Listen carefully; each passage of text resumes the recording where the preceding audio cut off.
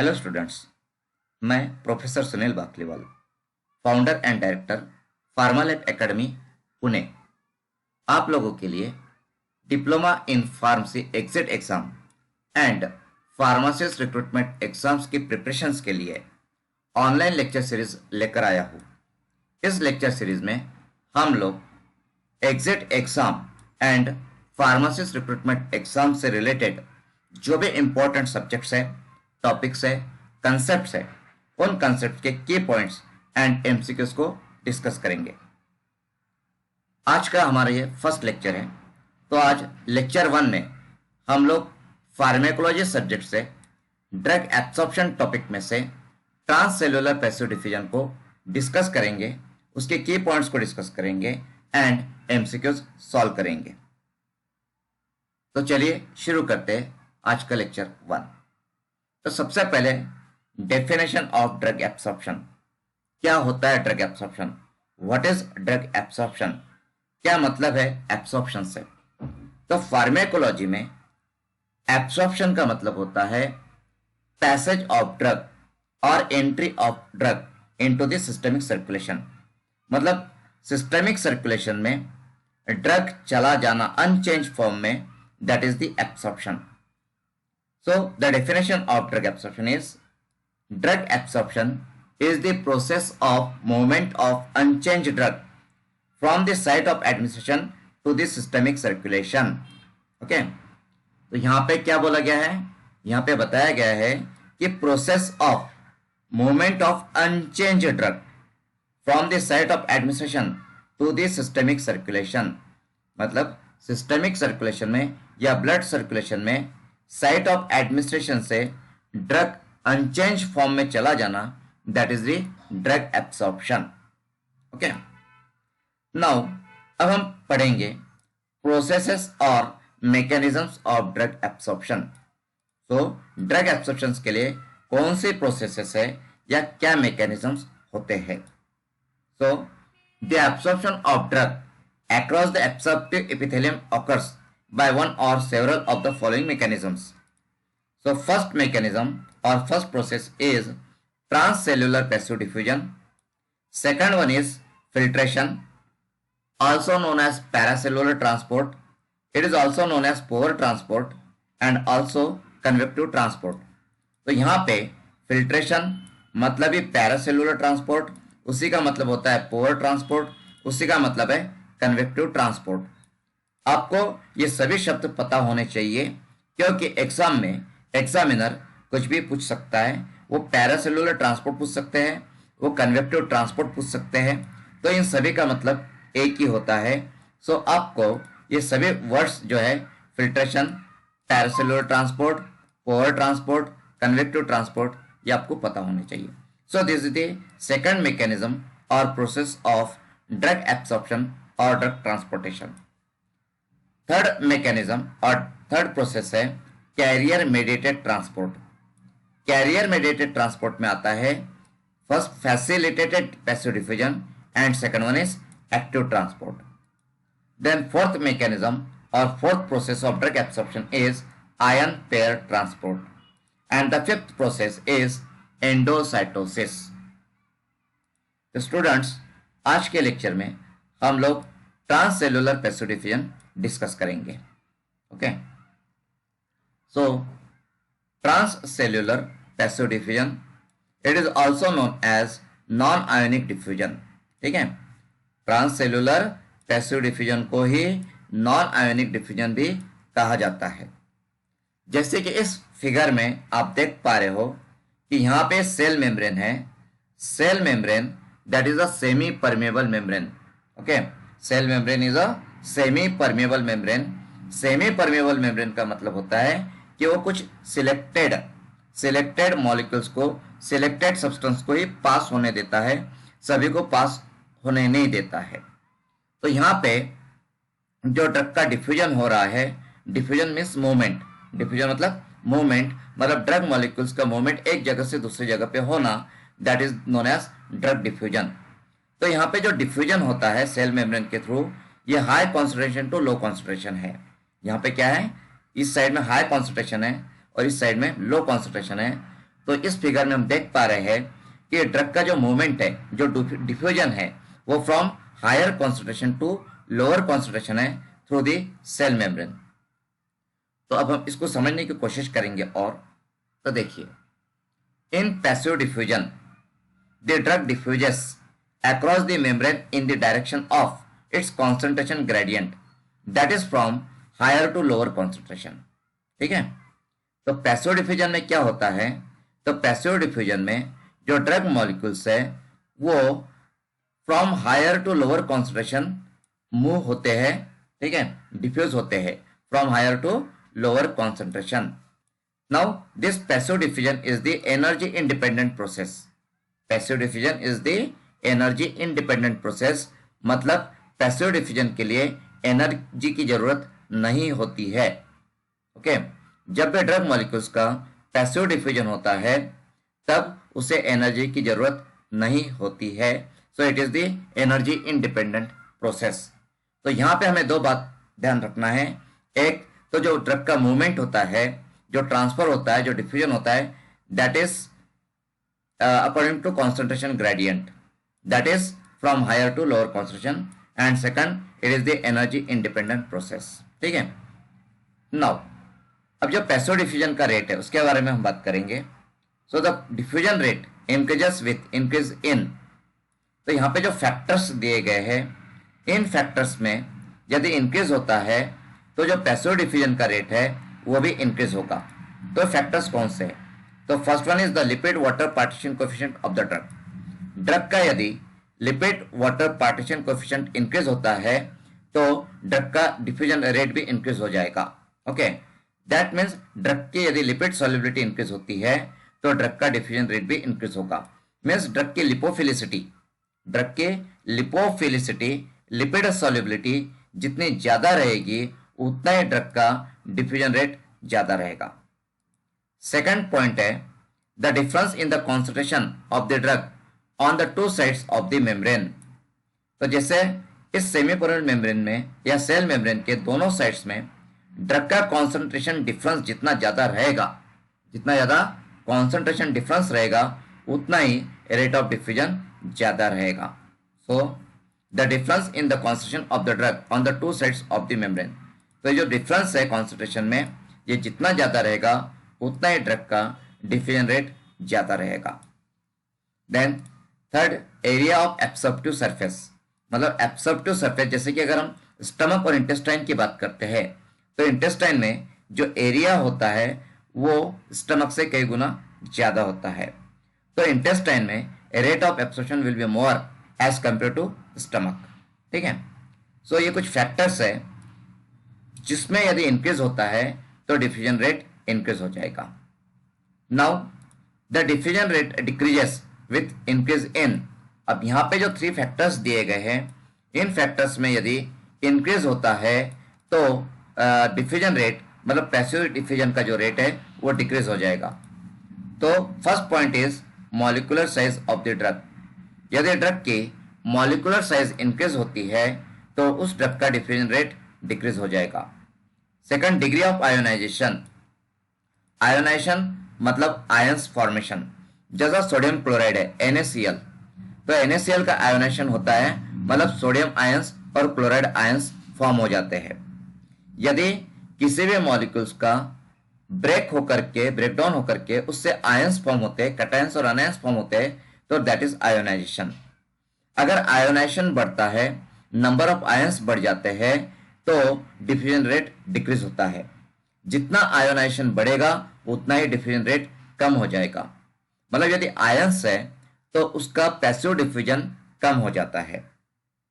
तो if degree of ionization increases, rate of passive diffusion decreases. मतलब passive diffusion को यदि आपको बढ़ाना है तो ड्रग अनआयोनाइज्ड फॉर्म में होना चाहिए। ड्रग जितना अनआयोनाइज्ड फॉर्म में रहेगा उतना ही ज्यादा उसका पैसिव डिफ्यूजन होगा।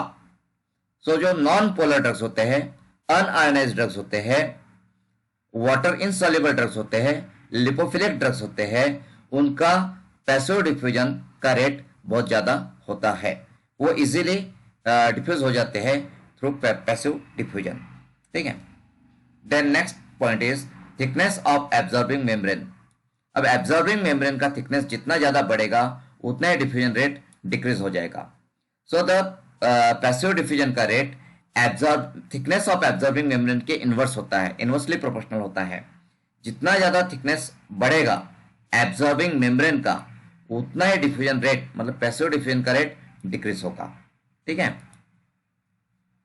सो then majority of drugs get absorb by this mechanism, that means by passive diffusion.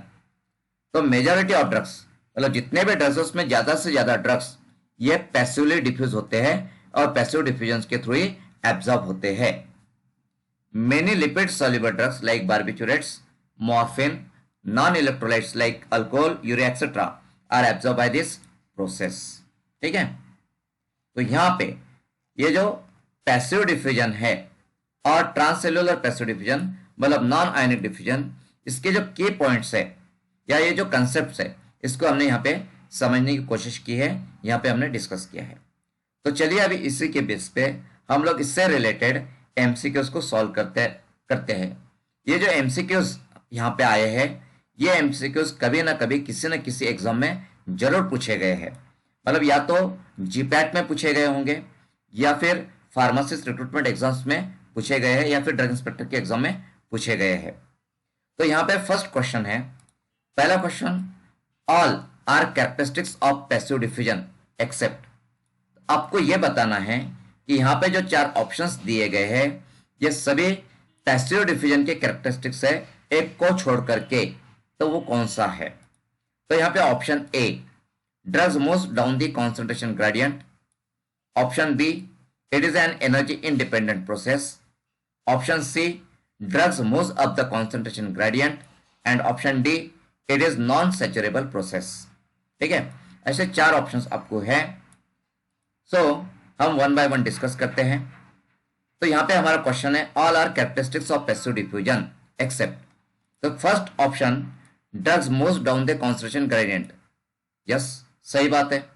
Passive diffusion में हमने देखा है कि ड्रग का जो मूवमेंट होता है वो in the direction of the concentration gradient होता है, मतलब from higher concentration to lower concentration होता है, higher concentration to lower concentration.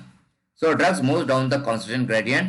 That means drugs moves from higher concentration to lower concentration. तो ये ऑप्शन सही है, this is the correct one. Second, it is an energy independent process. सही बात है, passive diffusion के लिए एनर्जी की जरूरत नहीं होती है, so it is an energy independent process. तो ये भी ऑप्शन करेक्ट है। Then C, option C, drugs moves up the concentration gradient. तो ये ऑप्शन गलत है। ड्रग्स मूव्स अप मतलब ड्रग जो है वो lower concentration to higher concentration नहीं जाता है। पैसिव डिफ्यूजन के केस में drug lower concentration to higher concentration नहीं जाता है, सो ये ऑप्शन गलत है। Okay, next option, it is non saturable process. ये भी सही है, सैचुरेशन नहीं होता है पैसिव डिफ्यूजन के केस में, सैचुरेशन नहीं होता है, so it is non saturable process. तो यहां पे जो फर्स्ट क्वेश्चन है, all are characteristics of passive diffusion except, तो इसका आंसर है option C, drugs moves up the concentration gradient. ठीक है। नाउ सेकंड क्वेश्चन की तरफ हम जाते हैं। Second question, what kind of substances can not permeate membranes bye passive diffusion. कौन से सब्सटेंसेस है जो कि मेम्ब्रेन को पैसिव डिफ्यूजन के थ्रू परमिट मतलब पास नहीं हो सकते हैं। ठीक है, मतलब कौन से ऐसे सब्सटेंसेस है जो कि मेम्ब्रेन को पैसिव डिफ्यूजन के थ्रू पास नहीं कर सकते हैं। तो option A, lipid soluble. Option B, non ionized substances. Option C, hydrophobic substances. And option D, hydrophilic substances. तो इन ऑप्शंस को हम डिस्कस करते हैं। ऑप्शन है लिपिड सॉल्युबल, तो सही है, सभी lipid soluble drugs easily passively diffuse हो जाते हैं।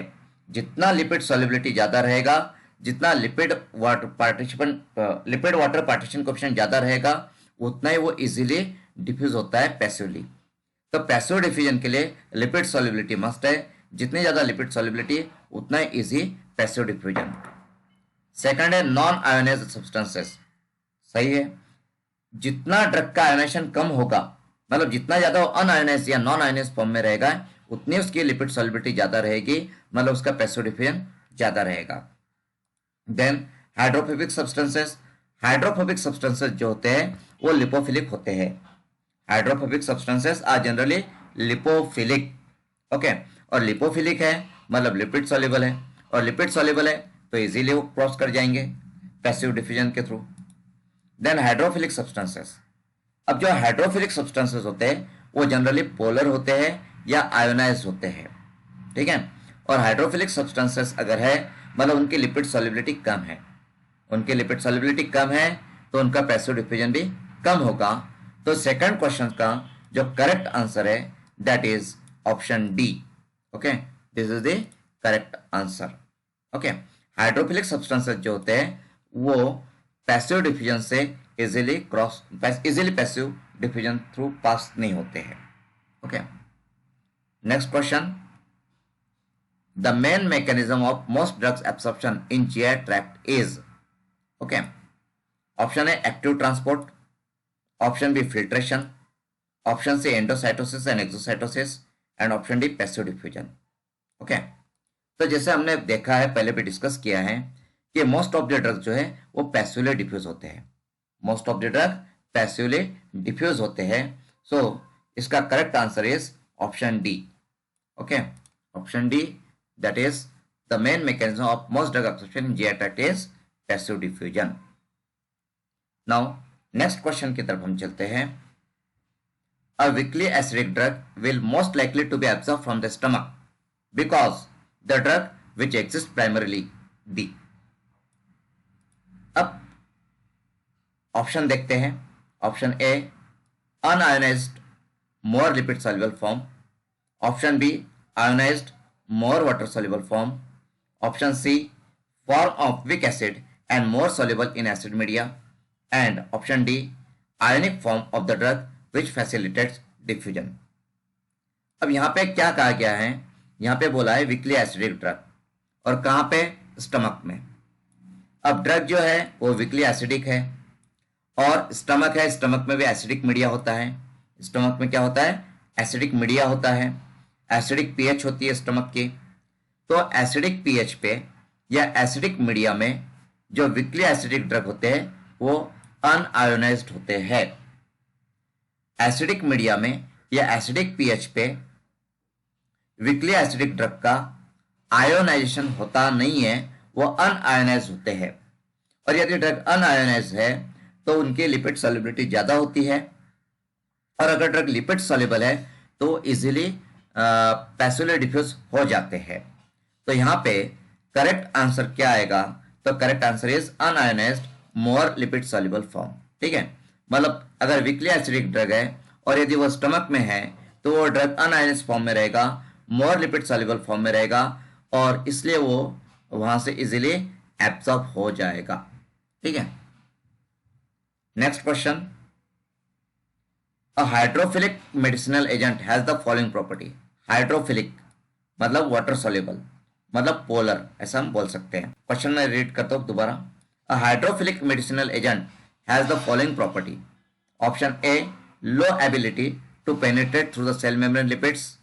Option B, easy permeation through the blood-brain barrier.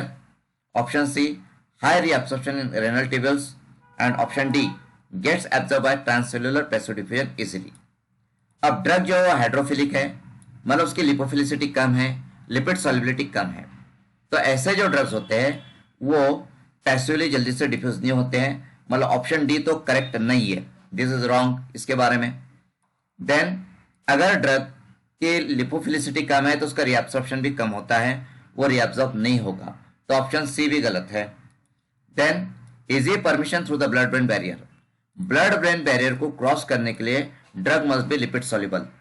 Drug की लिपिड सॉल्युबिलिटी जितनी ज्यादा रहेगी उतने ही आसानी से वो ब्लड ब्रेन बैरियर को क्रॉस करेगा। तो ये भी ऑप्शन जो है ये हाइड्रोफिलिक ड्रग के लिए सही नहीं है, गलत है। सो द फर्स्ट ऑप्शन जो है वही रह जाता है, so that is the correct one. मतलब इस क्वेश्चन का आंसर ऑप्शन ए है। ऑप्शन ए क्या कहता है, तो ऑप्शन ए कहता है low ability to penetrate through the cell membrane lipids. तो सही बात है, जो हाइड्रोफिलिक मेडिसिनल एजेंट होते हैं वो सेल मेम्ब्रेन में से इजीली पास नहीं हो पाते हैं। They have low ability to penetrate through the cell membrane lipids. ठीक है।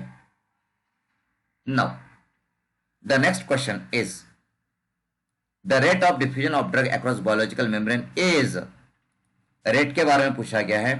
तो रेट के बारे में हमने ऊपर डिस्कस किया था कि कौन से फैक्टर्स की वजह से रेट ऑफ डिफ्यूजन इंक्रीज होता है और कौन से फैक्टर्स की वजह से रेट ऑफ डिफ्यूजन डिक्रीज होता है। तो चलिए हम क्वेश्चन को मैं रीड करता हूं दोबारा। The rate of diffusion of drug across biological membrane is option A directly proportional to the concentration gradients, option B dependent on route of administration, option C directly proportional to the membrane thickness and option D none of the above. तो यहाँ पे हमें पता है कि rate of drug absorption जो होता है वो directly proportional to the concentration gradient, ये फैक्टर हमने ऊपर स्टडी किया है। तो rate of drug diffusion of drug और rate of passive diffusion is directly proportional to the concentration gradient. Okay, now next question, identify the incorrect statement. Incorrect बोला गया, ध्यान दीजिए इस शब्द पे, क्या बोला गया? Incorrect. So identify the incorrect statement about drug absorption from GI tract. Okay. So option A, drug must be in solution form to get absorbed. Option B, liquids are better absorbed than solids. Option C, higher the lipid solubility of a drug, greater is the rate of absorption. And option D, ionized form of a drug absorb better than non-ionized form. ठीक है, तो यहाँ पे हमें incorrect statement find out करना है about drug absorption from GI tract. Okay, तो first option को हम डिस्कस करते हैं। पहला ऑप्शन कहता है कि drug must be in solution form to get absorb. बिल्कुल सही है। एब्सॉर्प्शन होने के लिए, ड्रग का एब्सॉर्प्शन होने के लिए drug must be in solution form, drug ये सॉल्यूशन फॉर्म में ही होना चाहिए। यदि ड्रग सॉल्यूशन फॉर्म में नहीं है तो उसका एब्सॉर्प्शन सिर्फ फैगोसाइटोसिस, ये एक ही प्रोसेस से हो सकता है। यहां पे जो हमने प्रोसेसेस देखी है, मैकेनिज्म ऑफ ड्रग एब्सॉर्प्शन देखे हैं, सेवरल मैकेनिज्म, तो इसमें ये एक एंडोसाइटोसिस की प्रोसेस होती है या एंडोसाइटोसिस मैकेनिज्म होता है। एंडोसाइटोसिस मैकेनिज्म में एक फैगोसाइटोसिस का मैकेनिज्म होता है, फैगोसाइटोसिस। तो ड्रग यदि सॉल्यूशन फॉर्म में नहीं है और यदि वो सॉलिड फॉर्म में है, सॉलिड पार्टिकल्स के फॉर्म में है, तो फैगोसाइटोसिस मैकेनिज्म से एब्जॉर्ब होगा। बाकी के जो भी मैकेनिज्म्स है ड्रग एब्सॉर्प्शन के, जैसे कि बाकी के मैकेनिज्म्स मतलब जैसे कि आयन पेयर ट्रांसपोर्ट है, कैरियर मेडिएटेड ट्रांसपोर्ट है, फिल्ट्रेशन है, ट्रांससेलुलर पैसिव डिफ्यूजन है, तो इन सभी मैकेनिज्म्स से एब्जॉर्प्शन होने के लिए drug must be in solution form. तो ड्रग यदि सॉल्यूशन फॉर्म में है तो उसका एब्जॉर्प्शन बेटर तरीके से होगा। ठीक है, तो ये जो सेंटेंस है ये करेक्ट है। This is not the wrong, incorrect नहीं है, करेक्ट है। Second question, second option, liquids are better absorb than solids, ये भी सही है। Third option, higher the lipid solubility of a drug greater is the rate absorption, ये भी सही है। लिपिड सॉल्युबिलिटी जितनी ज्यादा उतना ही ज्यादा उसका एब्सॉर्प्शन रहेगा। Then last one, ionised form of a drug absorb better than non ionised form. ठीक है, सो ये गलत है, दिस ऑप्शन इज रॉन्ग। जो आयोनाइज्ड फॉर्म होता है ड्रग का उसका एब्सॉर्प्शन बेटर नहीं होता है। जो नॉन आयोनाइज्ड फॉर्म होते हैं, नॉन आयोनाइज्ड फॉर्म का लिपिड सॉल्युबिलिटी बेटर होता है और जितना बेटर लिपिड सॉल्युबिलिटी रहेगा उतना ही बेटर उसका एब्सॉर्प्शन होता है। तो मतलब इनकरेक्ट स्टेटमेंट जो है ये डी वाला स्टेटमेंट इनकरेक्ट है। ठीक है, तो स्टूडेंट्स हम लोगों ने आज ये जो कंसेप्ट डिस्कस की है ट्रांससेल्युलर पैसिव डिफ्यूजन की और इसके जो एमसीक्यूज हमने डिस्कस किए हैं, तो इसको हमने प्रिपेयर किया है इस बुक से। इस बुक का नाम है फार्मेकोलॉजी, निराले प्रकाशन का ये बुक है। ये book specially second year diploma in pharmacy के लिए है एज पर पीसीआई ईआर 2020। और इसके जो ऑथर्स है, तो इसके ऑथर्स है सुनील बाकलीवाल, मतलब ऑथर हूं मैं इस बुक का, देन प्रणेता देसले एंड प्रवीण जावले। तो हम 3 लोग इस बुक के ऑथर हैं। इस बुक की स्पेशलिटी ये है कि इस बुक में सभी कंसेप्ट्स इजी तरीके से एक्सप्लेन की गई है और इसमें मोर देन 500 एमसीक्यूज है for preparation of DPE and government pharmacist recruitment exam. तो ये बुक जो है ये आपको आपके एनुअल एग्जाम के प्रिपरेशंस के लिए सिंपल नोट्स देती है। उसके साथ में ही एग्जाम के बाद में आपके डिप्लोमा के एग्जाम हो जाने के बाद में एग्जिट एग्जाम्स के लिए और फार्मासिस्ट रिक्रूटमेंट एग्जाम्स की भी तैयारी ये बुक आपकी करवा देती है। यदि आप ये बुक को परचेस करना चाहते हो तो इसका जो लिंक है, इस बुक का लिंक हमने नीचे डिस्क्रिप्शन में दे दिया है। तो डिस्क्रिप्शन में आप pragationline.com से या अमेजोन से या फिर फ्लिपकार्ट से भी आप इस बुक को परचेस कर सकते हो। स्टूडेंट्स, हमने आज लेक्चर 1 में ट्रांससेल्युलर पैसिव डिफ्यूजन इस कंसेप्ट को डिस्कस किया। इसके एमसीक्यूज जो एग्जाम में पूछे गए आज तक, जैसे कि ड्रग इंस्पेक्टर के एग्जाम में, जीपैट के एग्जाम में, फार्मासिस्ट रिक्रूटमेंट के एग्जाम में जो एमसीक्यूज पूछे गए वो एमसीक्यूज को हमने डिस्कस किया है। कल के लेक्चर में हम लोग फिल्ट्रेशन और paracellular transport and carrier mediated transport, ये दो जो मैकेनिज्म्स हैं इनको हम डिस्कस करेंगे, इनके एमसीक्यूज को हम लोग कवर करेंगे। सो आज हम लोग यहाँ पे स्टॉप करते हैं, कल फिर कंटिन्यू करेंगे। Thank you.